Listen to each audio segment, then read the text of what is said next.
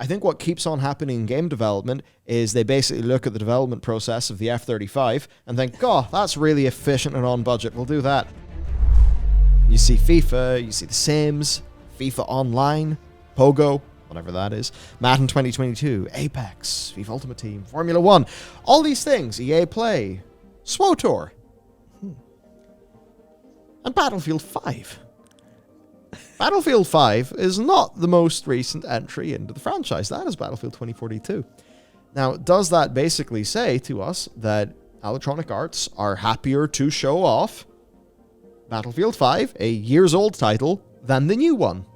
Yeah. Well, happy to, maybe not, but that's what they did. Does that mean that Battlefield 5 is actually performing better than 2042? When you look at the numbers on Steam, that's hardly a surprising thing to say. And if you think about Star Wars: The Old Republic, yes, it just had an expansion come out, but hasn't been exactly that well received. And it's a game that I think suffered from BioWare Austin also being caught up in the whole Anthem debacle, and even it gets to be there. Yeah, I mean... So what the hell's going on? Yeah, I mean, of course, Battlefield 5's doing better than Battlefield 2042, because this is the whole thing about live services, right? The more players actively playing the game is, will largely translate to more money being made. And as of literally right now, Battlefield 2042 has 1,790 players. Battlefield 5 has 12,000 players. So, oh my god, I just got these numbers up here. That's brutal. So it's, Battlefield 5's got like 7-8 times the players of Battlefield 2042. When you look of course they're going to put it instead of 2042. When you look at the averages for the last 30 days here, the average for 5 is 8,000 concurrents. The average for 2042 is 2,200. 4 times bigger? Well, and it's funny when you compare that even to a Halo Infinite. Not that they're the same game or anything, but they're kind of like multiplayer live services. Halo Infinite right now is 2,600 odd players. You look at its last 30 days average, 6,282. Also losing to Battlefield 5? Just losing to Battlefield 5, but miles ahead of Battlefield 2042. Yeah. So think about all of the criticism and stuff that goes towards Halo Infinite. Now, of course, we do have to talk about the quality of the data we're using here. Yeah, of course. Halo can be played via the Xbox app on PC. Hard to know, honestly. At least for a Steam audience, though. Yeah. It's certainly interesting with these live service FPSs, as of course we've covered before in the channel. But to go to the earnings call and to see what they talked about. Well, they were asked about Battlefield and the, quote, lack of resurgence from the latest update. And this is where Andrew Wilson said some words. Here's a few of his words. We take the long view here. This is one of the greatest franchises in our industry. Our expectation is that we'll continue to grow and be a really important part of our portfolio for many, many years to come. Leadership are rethinking the development process from the ground up. That's the first thing. Yep. When we think about that scuffed development process, per Tom Henderson, this game was originally not going to be a traditional Battlefield title. It had more Battle Royale-ish elements, and of course we did talk about session times and shooters and stuff like that in our FPS video. You can see why they maybe would want that, but ultimately they just made a game that didn't make either audience happy. Yeah, it seems like they kind of flip-flopped somewhere in the middle. Yeah, which all while having absurd employee attrition. Yeah, which is, you think about, this is they're using the Vince Zampella, the respawn model of getting to the fun as quickly as possible. And, if you do that, obviously I don't know how Respawn do things, but with what we've been told and what we've heard and stuff, they just go, okay, we've made the game, we've made the core systems of it, it's all fun. We know this is what we're going to make. We'll go ahead with it. We'll build around this stuff that we know is good.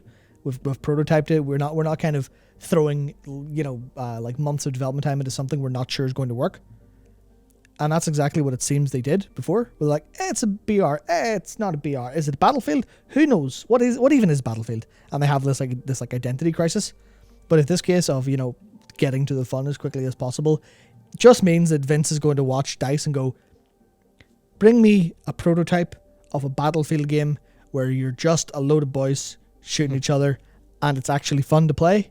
Then we can make the rest of it. Then we can, we can get the artists to do all the stuff. We can get all the systems programs and get everything to actually be made. We can then put the money in. then that would avoid that problem entirely. I think the problem there is they probably tried to do that initially, but Yeah. they had to upgrade to the latest version of Frostbite, and apparently that was like a year-plus long endeavor that really held up the process. So it also seems like a whole bunch of managerial and like company issues are there as well. That's what I love thinking about engine stuff, right? Because you look at that, you look at what's going on, you're like, okay, well, there's Battlefield. It's on Frostbite. This is the pride and joy of EA. Has been for so many years. What's basically one of their biggest properties? Apex Legends. Fucking Source Engine game. Source Engine game. That's some of the funniest shit. Yeah. Yeah, so basically said, once we get to a place where we feel like we're in the right place with the core experience and with the core game, then you should expect us to invest and grow beyond where the game is at today. Now, that is a strange statement because that's when he says the game couldn't be talking about 2042. So my read into that is basically find the core of the game and then make the team investments and things like that to build the full game. Because I think what keeps on happening in game development is they basically look at the development process of the F-35 and think, oh, that's really efficient and on budget. We'll do that. Where you have a really, really, really big team. So then you end up basically allocating people inefficiently because you haven't had time to, find the core fun and stuff. Yeah. So you just got to task all of these people and you don't know exactly what they're supposed to do. And it's like, no wonder shit doesn't come together. So I wonder if that's the sort of thing that he's going on about. Yeah, I think it's definitely talking about the franchise because I can't remember who it was asked, but it was someone from Barclays Bank, and it was very much talking about Battlefield, not 2042. It's like I think the lack of resurgence from the latest update, I think, was the Battlefield franchise didn't get a big boost from 2042. So what are you doing? And it's so far talking about the core experience of Battlefield because they are just, as best as they can, memory holding 2042. It's like, look at Battlefield 5, the last Battlefield we made. It's great. Yeah, that's awful for anybody who paid money to get 2042. Sure. Ultimately, when I look at this, I think it's like Portal's a really strong product. I think there is room for a Battlefield that is not conquest-based. Yeah. But I think they do need to have a very solid footing in that.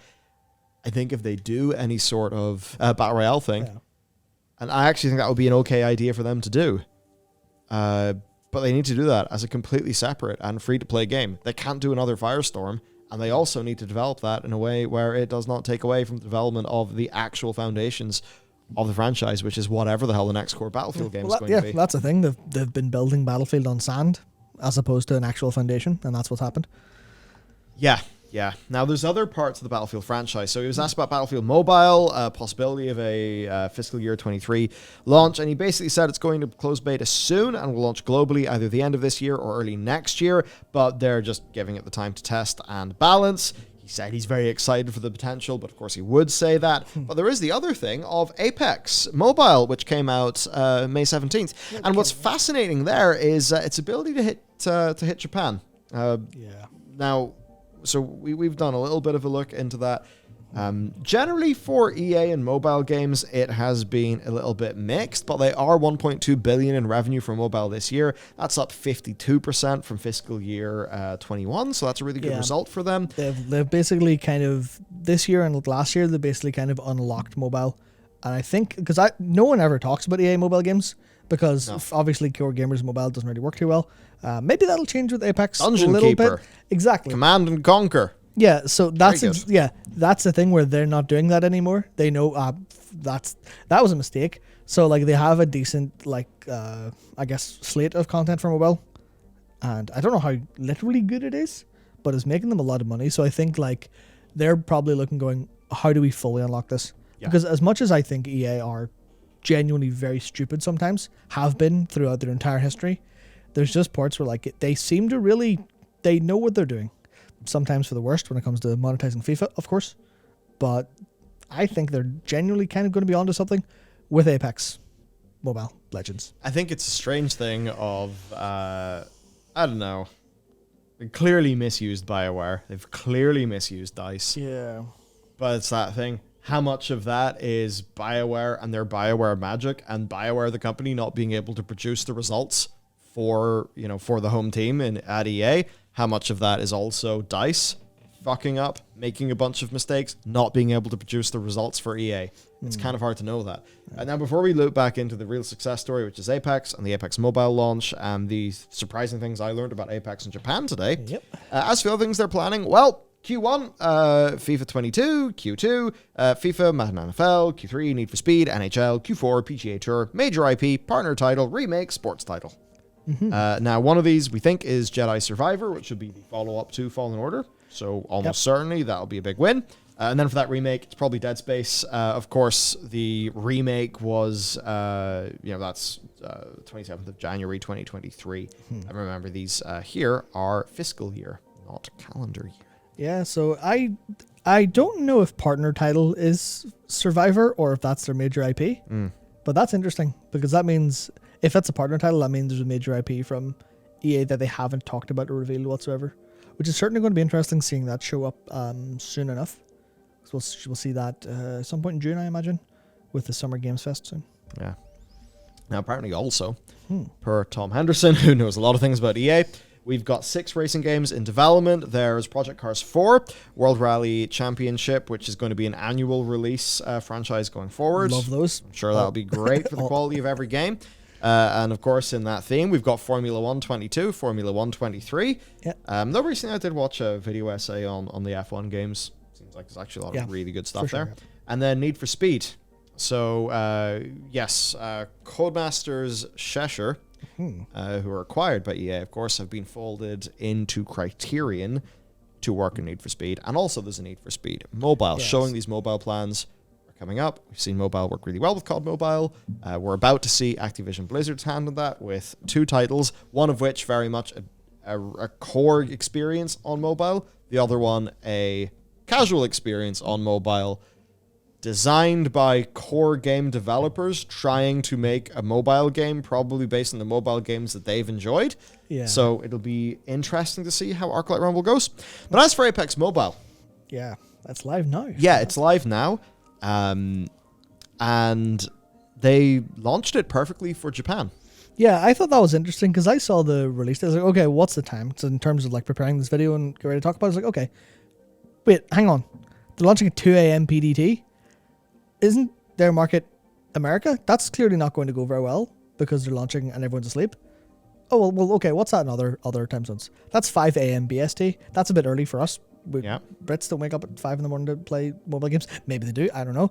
But then I was like, wake up at 4:30, do some lifting, play Apex at 5. Fantastic. Absolutely. But then I saw, 1 p.m. JST. Yeah. And obviously, as someone who watches a bunch of VTubers and generally follows Japanese stuff, I've noticed a lot of Apex Legends over there.